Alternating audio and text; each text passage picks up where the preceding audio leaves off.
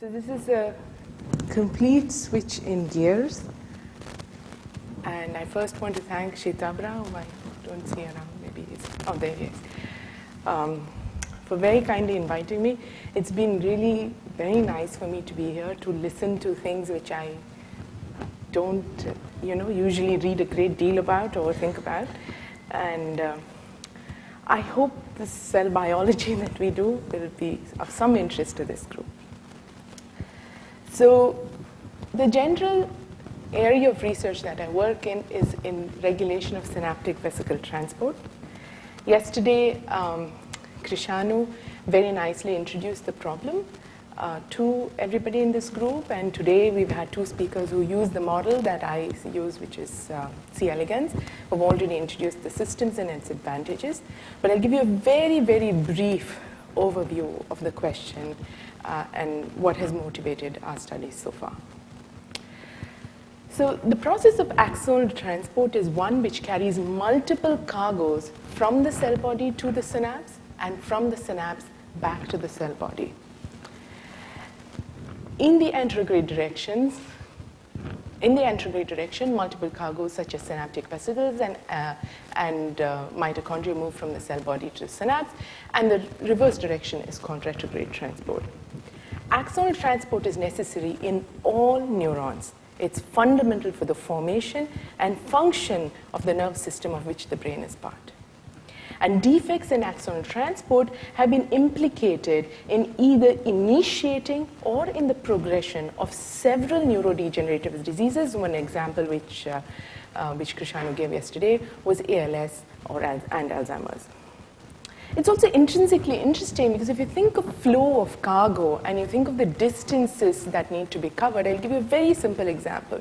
If you look at a 0.5 millimeter neuron, and you have a vesicle which is about 60 nanometers in diameter, given cellular viscosity, it would take 6 days to get from the cell body to the synapse. And obviously, this is a really long time when you look at the pools of synaptic vesicles that are known to be present at the synapse. So you need efficient modes which are active, use energy to move cargo along this path. So how does the cell decide to do this? And in fact, why do you even need to do that? One needs to do efficient axonal transport because the majority of the protein synthesis and cargo biogenesis actually takes place in the cell body. So cargoes that need to move in the axon need to be able to distinguish point A, which is the cell body, and point B, which is the synapse. And the way the cell has solved the problem is to use a two-part polarized system. The first part of it is the roads. The roads, which are microtubules, are arranged such that the plus end of the microtubules face the synapse, the plus end being the faster growing end and not the charge. And the second part comes from molecular motors. For instance, in the anterograde direction, it's the kinesin family, which uses ATP and walks hand over hand towards the plus end of the microtubule using energy. In the retrograde direction, it is largely the dynein motor, which carries cargo away from the synapse so that you have very constant and good flow of material going in both directions, maintaining homeostasis at the synapse.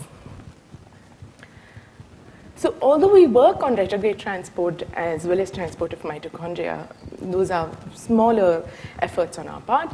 For today, I will focus on this one essential cargo, namely synaptic vesicles. It's essential, it's abundant in neurons, and it's critical for neuronal communication to work. The energy-consuming molecular motor kinesin 3 is essential for transporting the motor from the cell body to the synapse. Upon removal of the kinesin 3 motor, you can look at C. elegans, Drosophila, anecdotal evidence from zebrafish, mouse, or human. What happens is you lose synaptic vesicles at synapses, and they often accumulate in the cell body. So it's sort of almost like a precursor product relationship. And animals that lack these vesicles at synapses essentially are unable to move, breathe, eat, and often die.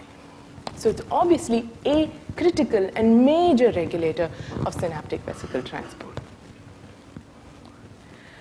So let me take a step back and sort of describe the process as the field thinks about it. Okay? So anterograde synaptic vesicle transport is a complex process. You obviously need to make some kind of transport carriers which contain multiple synaptic vesicle proteins. This transport carrier needs to recruit the motor, often thought to occur at the cell body, but can also occur in other places. This needs to be directed towards the axon. You don't want this cargo motor complex to enter the dendrite. And once it's in the axon, you need to have processive motion which covers long distances. Remember, yesterday Krishanu mentioned longer motor neurons. The longest motor neuron in you and me is a meter long. It starts in the spinal cord, goes all the way to the big toe. Right? So you need very efficient processive motion. You walk along microtubules. You probably fall off the microtubules, get back on. You need to recognize you've reached the synapse. Usually there's a shift between the microtubule cytoskeleton and the actin cytoskeleton. You release your cargo, and then the free motor needs to be handled both at the synapse and the cell body. If you look at the kinesin 3 pathway in the field as such, what's known about it, there are several instances of regulations that have been published by various labs. For instance, one molecule, CYT2, initially described by Mei Zhen, and we still go back to her paper to read it, has been shown to be important for regulating motor processivity. R8, shown by Kang Shen, is supposed to be important in the early part of the axon in maturation, preventing aggregation basically of vesicles. And our own lab has discovered few new instances of regulation, which I shall describe today. So the major goals of my lab are to find molecules and mechanisms governing these multiple steps. And a longer-term goal is to relate these mechanisms to the biology of the organism, for instance, for synaptic development or function. And we've taken only very tiny baby steps in that direction, and there's also a couple of posters here for efforts that we are attempting. And we would appreciate your feedback. So today I'll give you a bird's eye view of our research, starting from the cell body. So as a geneticist, if you really think about the problem of what moves synaptic vesicles in the axon, a very simple approach is to use a genetic screen, much like what Kathy Rankin described, wherein, in our case, we would look for vesicles that are not present in synapses but are stuck in the cell body, like you see with the motor. Such screens have been done by the Jin lab, the Bargman lab, the Nonnet lab, and of course much more recently and much more extensively by the Kang Shen lab. And they were all generally to understand the problem of synapse formation. And none of those screens pulled out really significant, or even, I'm going to argue, very many, wherein you saw very strong accumulation of cargo in the cell body, which is that if you remove the kinesin 3 motor, you don't see vesicles at the synapses anymore, and instead they accumulate in the cell body. So when I started my lab, what it suggested to me was that the kinesin 3 motor is obviously a major requirement for synaptic vesicle transport, but it also suggests that there are other regulators, and there are other reasons to think that, but these might have more subtle phenotypic effects. So in a situation where the regulator by itself may not have a strong action, its role might be much more readily apparent in a sensitized genetic background, and it's a very standard genetic approach that people use. So what my lab did was we took a strong kinesin 3 allele that we showed was defective in attaching the motor, which could not attach to the cargo very efficiently, and then fed the animal a mutagen to drive now synaptic vesicle proteins back into the axon. And these double mutants would have cargo in the axon, and such a screen, we reasoned, would have the potential to identify either novel molecules or novel functions of known molecules that play specific roles in the context of synaptic vesicle transport. So what might have we expected to get from such a screen? For instance, I said we started with a motor which was not able to attach to cargo. We could have expected compensatory changes which might allow the motor now to attach to cargo. We could have also have activated other kind of molecular motor systems which could maybe compensate for the lack of the major motor. And of course, last but not the least, you could just be now putting synaptic vesicle proteins in different compartments and getting them out to the synapse in a completely different way. So we cloned one of our suppressors, and we need to work on some of others, and we found that was a molecule called JIP3, or junk interacting protein 3, or UNC16. And that was a very unhappy day in the lab when we found that out. And it was unhappy because this is a molecule that had initially been discovered by Roger Davis's lab as scaffolding stress kinases. It had been shown by Larry Goldstein's lab and also in Yishi Jin's lab. Subsequently, was an adapter for the kinesin 1 motor, which is a completely different motor. And then again from Larry Goldstein's lab, that it interacted with a retrograde motor. So it seemed like an embarrassment of riches, a molecule which does so many things. We pulled up in our screen. And in addition, Yishi Jin had already reported in her 2001 study that this molecule could indeed suppress the phenotype of the motor. But my student Vikas, not only talented but very persistent, kept at the problem saying, okay, let's try to understand what is going on. So the first thing, and if you remember the 3 ways we could have gotten, what kinds of processes we could have affect in our screen, we said, let's look at the first thing. Are the phenotypes dependent on the action of the kinesin 3 motor? So we removed the kinesin 3 motor completely. All the cargo is stuck in the cell body. Animals essentially can't live beyond this stage. And then we removed the GIP3 protein, and we could see that the cargo, synaptic vesicle proteins, were entering into the axon. So our first hypothesis, that whatever we get as a molecule in the screen could be attaching the poorly functional motor on the cargo, was wrong. We did a lot of experiments, which I won't go to today, and looking at motor compensation by these known motors as well as others, and we didn't find any. So like Sherlock Holmes, when all the obvious has been ruled out, the only thing that's left is something has to be the truth. So we just looked at it and said, we must have some kind of role in making cargo. Okay? And even though I'm taking you on this detour, we'll come straight back to transport. So just bear with me. So what I'm going to show you here, and he actually caught it first by doing these kinds of imaging analysis. What I'm going to show you is a wild-type neuron where we can see synaptic vesicle transport in a living animal. You will see cargos that are moving in both directions as well as cargos that are stationary. Right? So you can see that very nicely moving. So antegrade, retrograde, stationary ones. Now just see what we see when we look at the GIP3 mutant. You see something big come out of the cell body. You see another one. Took because many, many hours of imaging, that's like a big one, and then you have this big tube that comes out. So this was really exciting because this suggested that there was something which was not motor dependent but occurring in the cell body, wherein we were not able to package our cargo into the right compartment. And in fact, we went on to do the correct genetic experiments and see that the synaptic vesicle proteins can come out into the axon independent of the kinesin 3 motor, but independent for the molecule that had been published by Kang Shen as being very important for synaptic vesicle maturation. So in our late mutants, cargo is stuck pretty much in and near the cell body, but when you remove our late as well as you mess up the process which GIP3 is involved in, you can put cargo all the way out, including up to the synapses. When we saw that the defect was in the cell body, we went back and said, there must be, GIP3 must be in the cell body, and perhaps it's localized to compartments which, are important in sorting and helping making the right kind of cargo compartment. And that's indeed what Vikas found. He found that GIP3 co-localized with the Golgi marker, which was mannose 2. So that was consistent with our observations about defects originating in the cell body.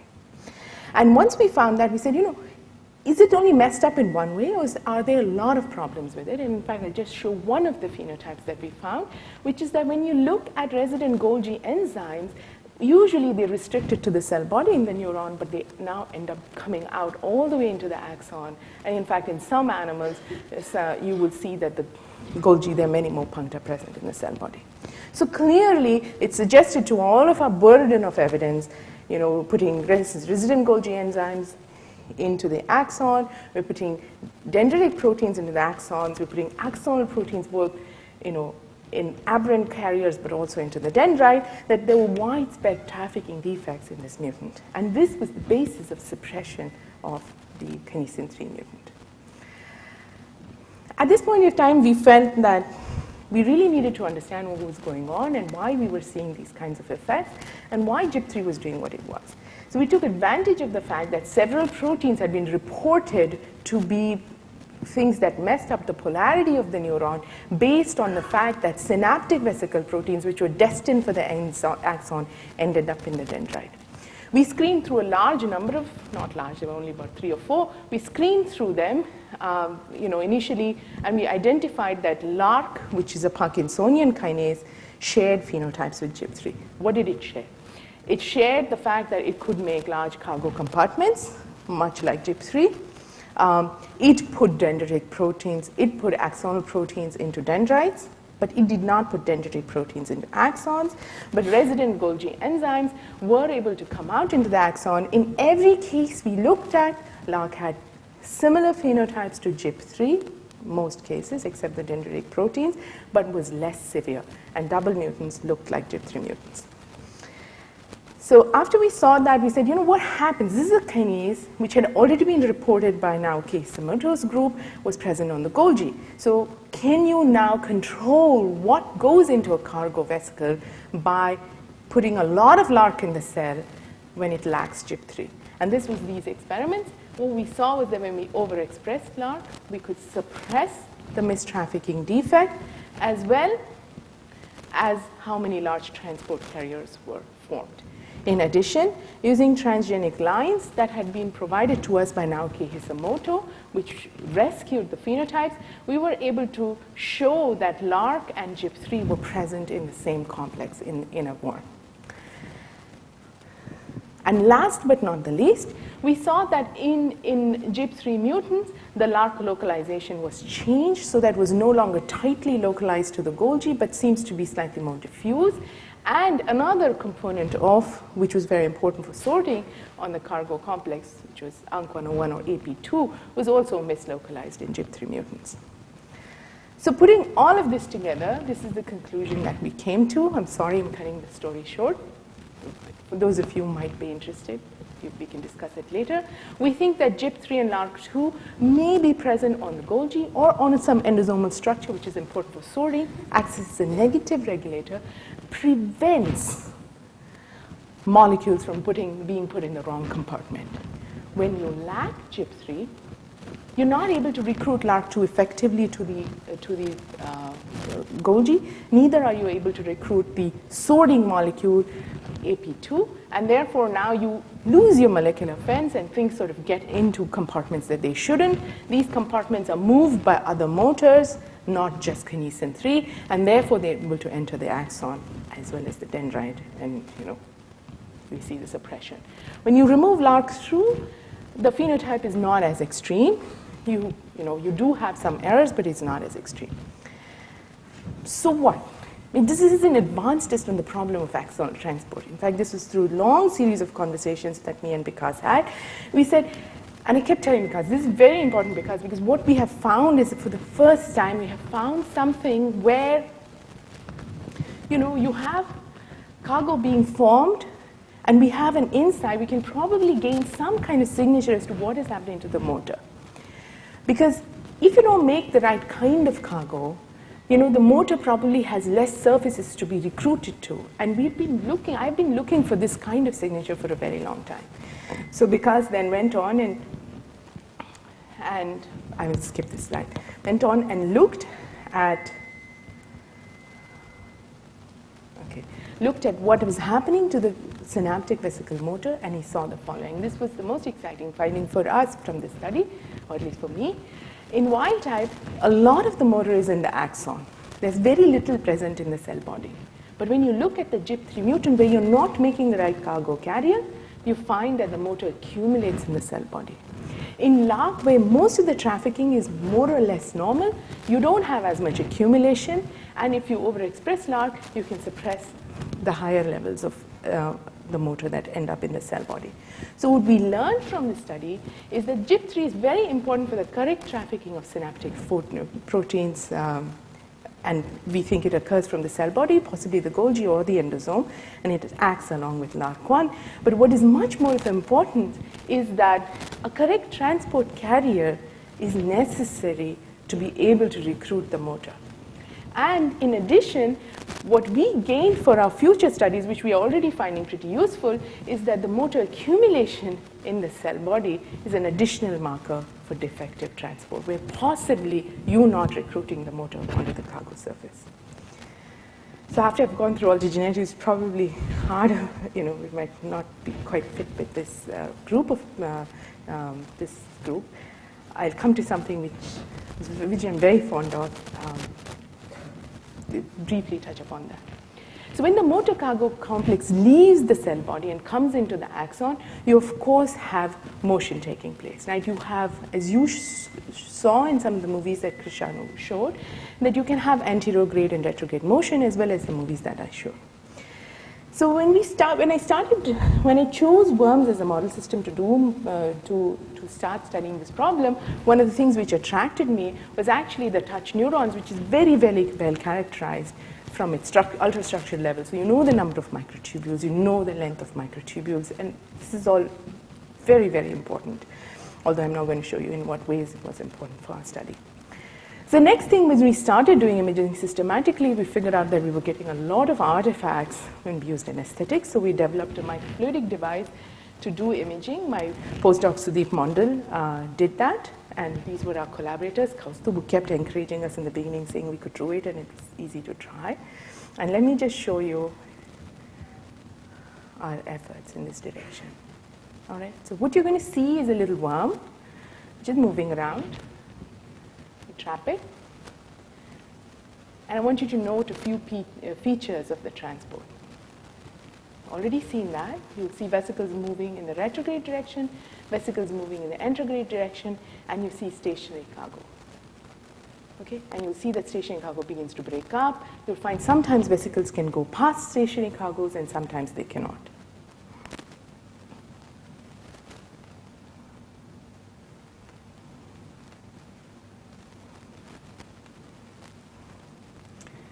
And if you sort of think about the part that this cargo needs to take, it's an incredibly crowded environment. It's filled with microtubules. There are very little spaces where a vesicle can actually squeeze through, and that's we can leave that to discussion as to how that happens. So it's a neuronal highway filled with microtubules. And we're actually looking at, because we got so much quantitative data, working closely with Gautam and Vinod, his JRF here, we developed a quantitative model to sort of explain the various motions that we came up with. And we can discuss that later if someone is interested. But it was clear, most people look at moving cargo. We decided to look at stationary cargo because 40% of the neuron is covered with stationary cargo. So it seems like something we should be looking at carefully. And these stationary cargos can be long-lived and can last in a particular location for up to 3 or 4 minutes and often reform at the same location even after dissolution. So we asked a very simple question.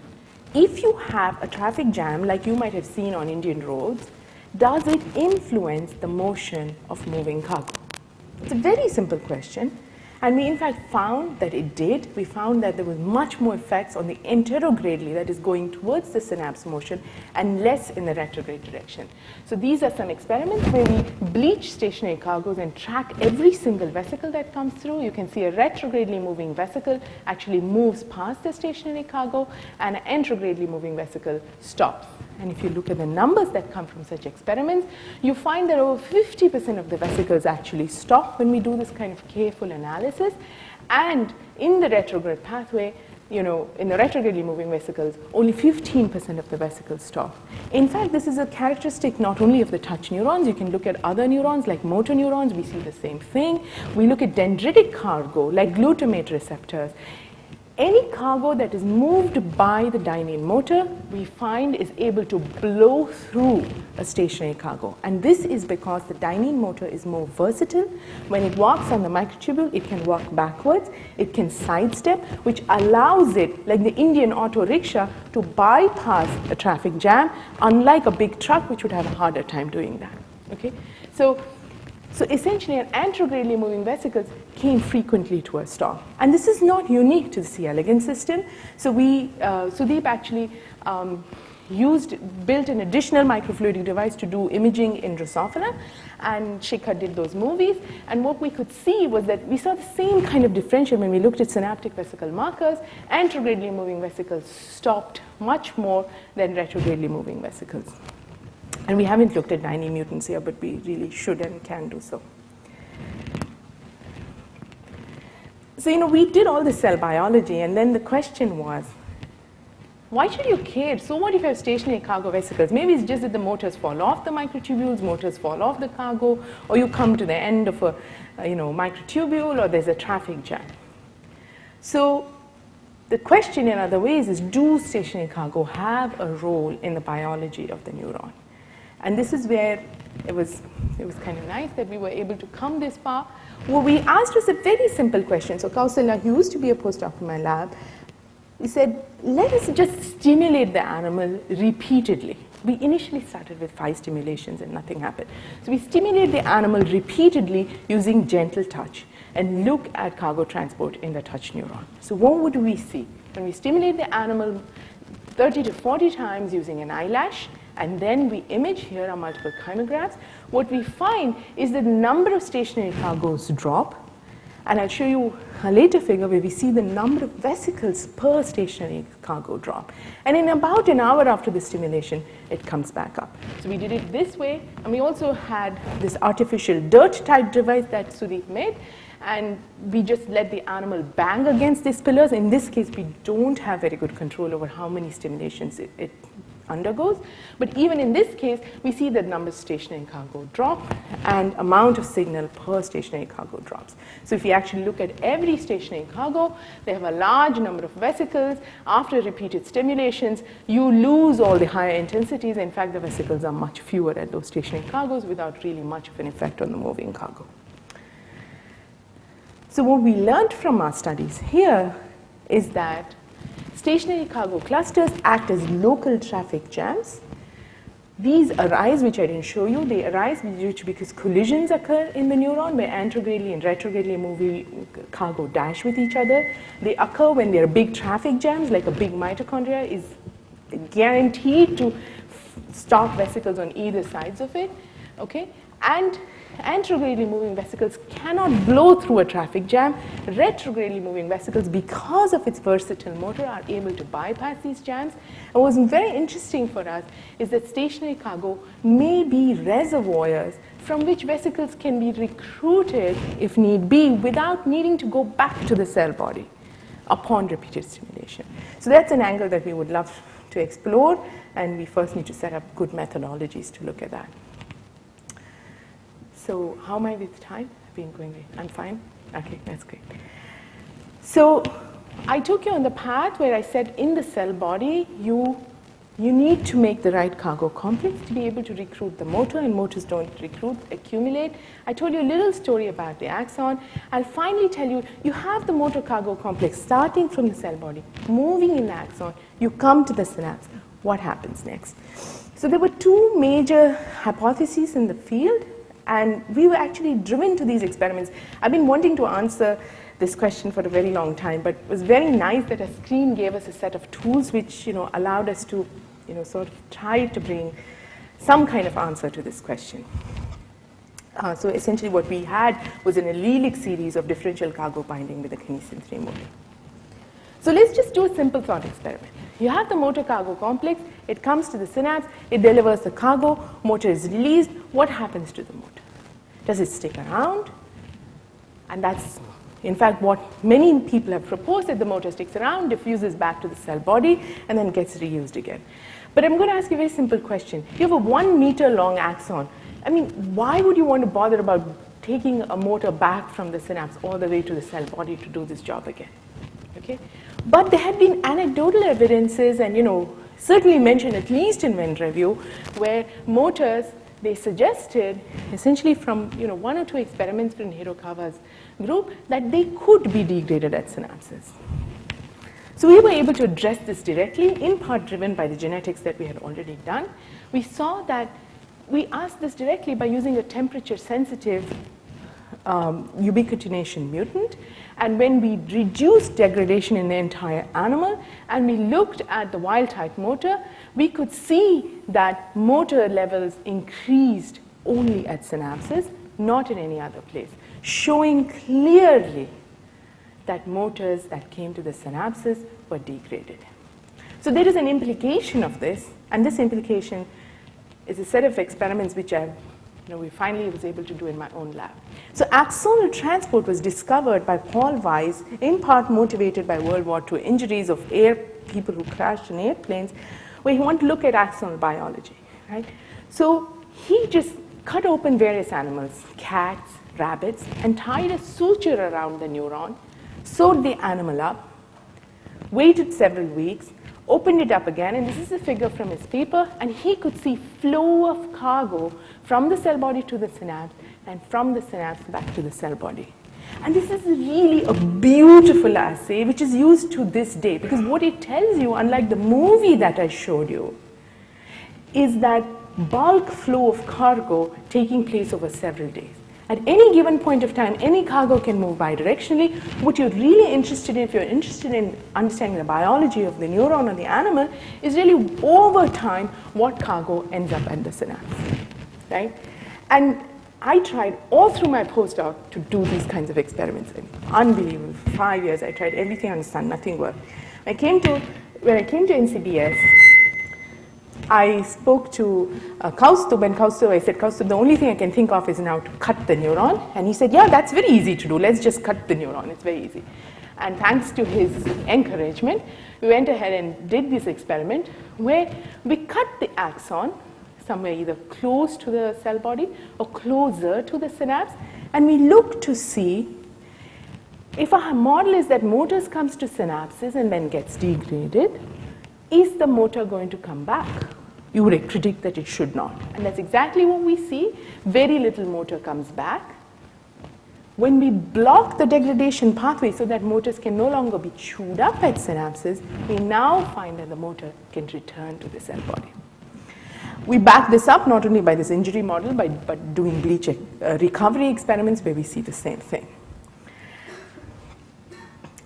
So what we learned from this last study is that the kinesin 3 motor is degraded at synapses through ubiquitination.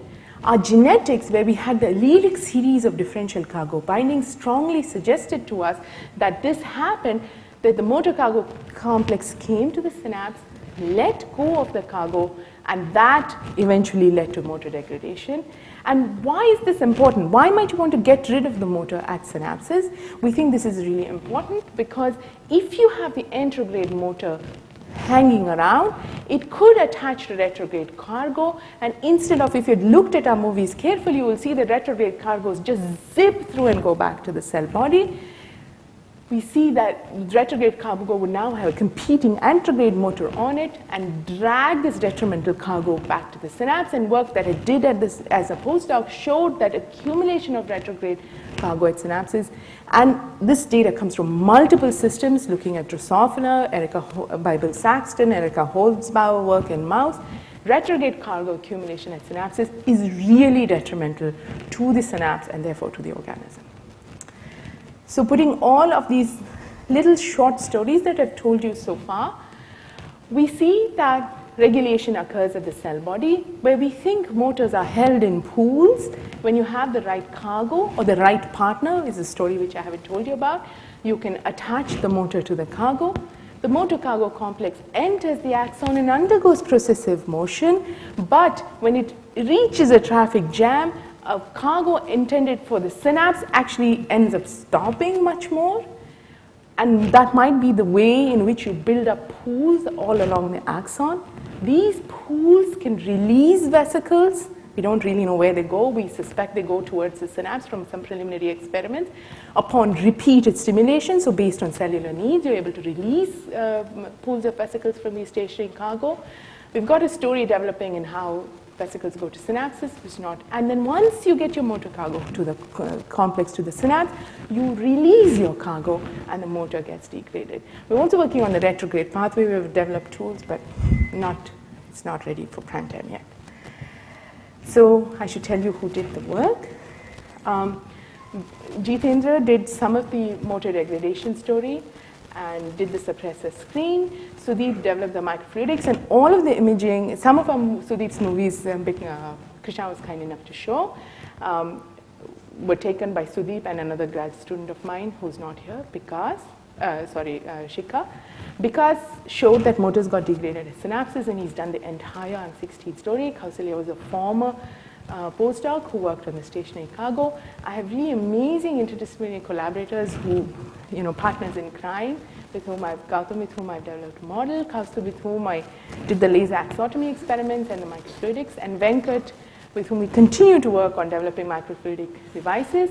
We got lots of transgenic lines from Naoki for the LRK story, and the UNC104 GFP and the RAB3 GFP from Mike. These are all my funding sources. Thank you.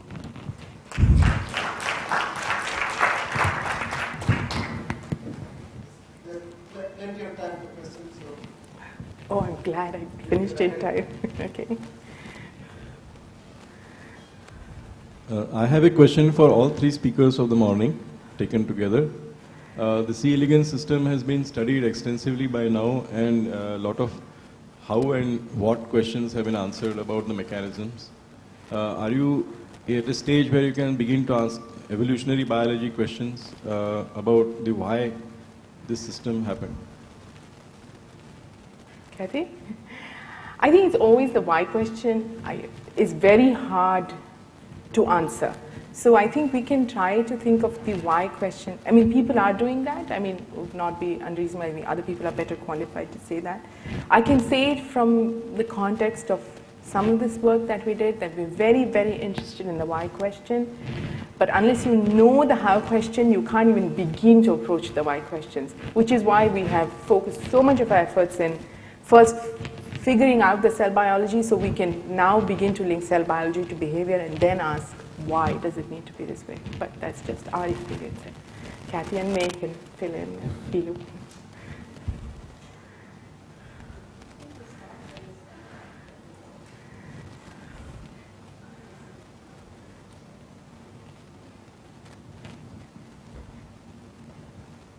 I have a question for you. So you said the motors, once they've delivered the cargo at the very end of the axon, why would you have it diffuse back? But can you be more precise? Is there a reason it cannot diffuse back? No. I think so. Will the accumulation be too large to see any substantial concentration at a cell body that's a meter away? We had such a hard time publishing that paper because of it. So, so I can give you what I've thought for a really long time. I think there are two classes of cargoes. One should never think about, see, motors are a means to an end. What the cell really cares about is not the motor. They care about the cargo. And there are different classes of cargo. We also work on mitochondria. The cargo, this cargo is unidirectional. It needs in one place, very far away, very localized. So the kind of regulation, and you make gobs of synaptic vesicles in a neuron, and you make gobs, really huge amounts of the motor. So in this system, I think actually it makes better sense to degrade the motor at the synapses because you're making so much of both, and it's a constantly on system.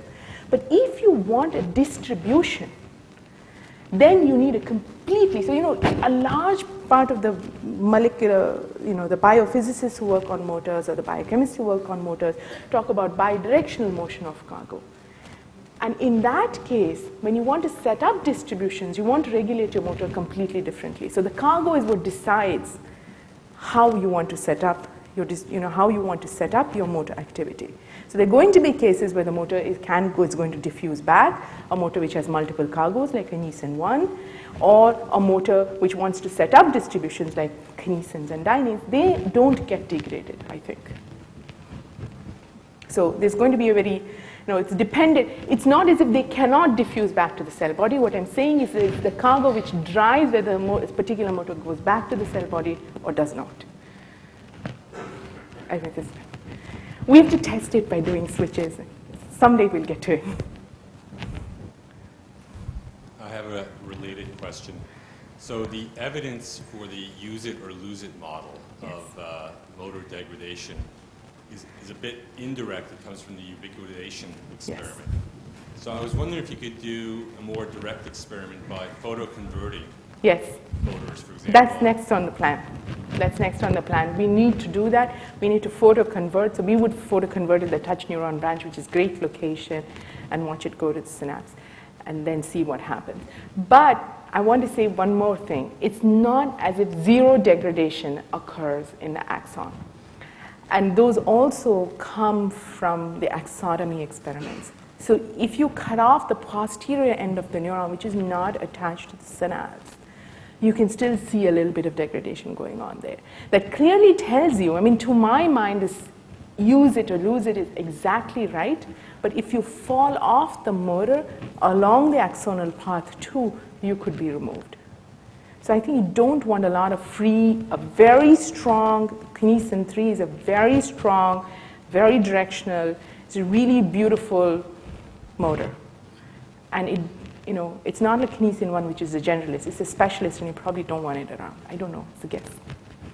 So we're also doing the follow-up experiments to see if the motor is not degraded, what happens to cargo motion of the motion that's coming back from the synapse. So.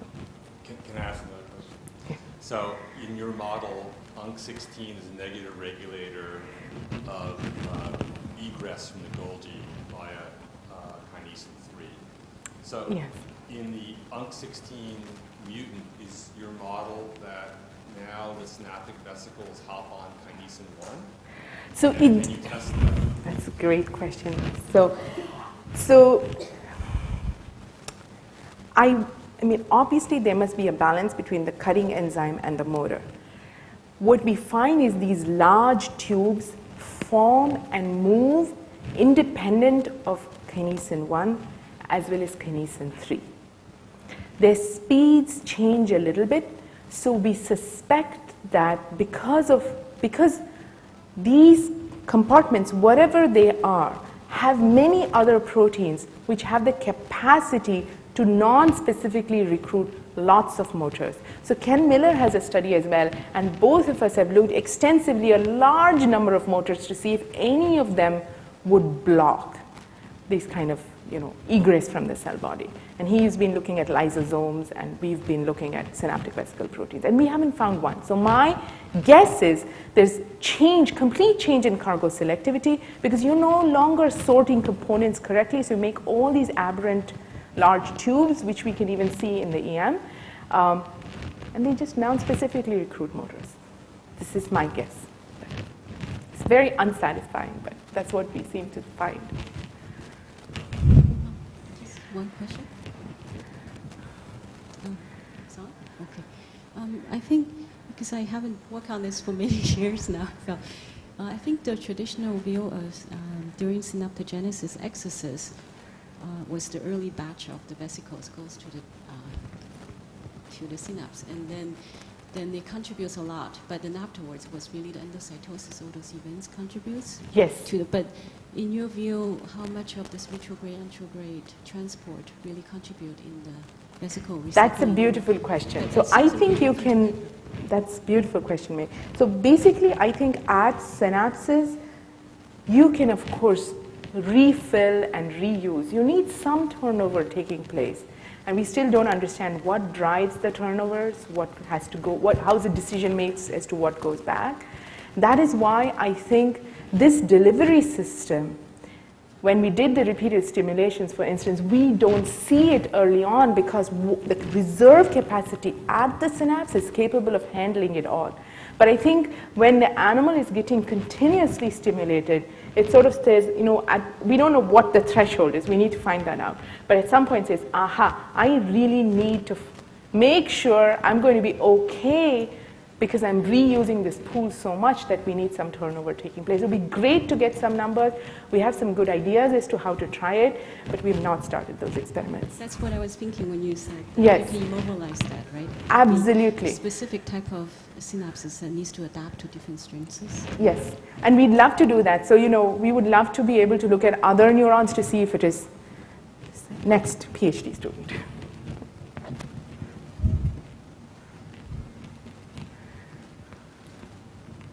Okay, there are no more questions. Let's thank Sandhya, and we'll take a break.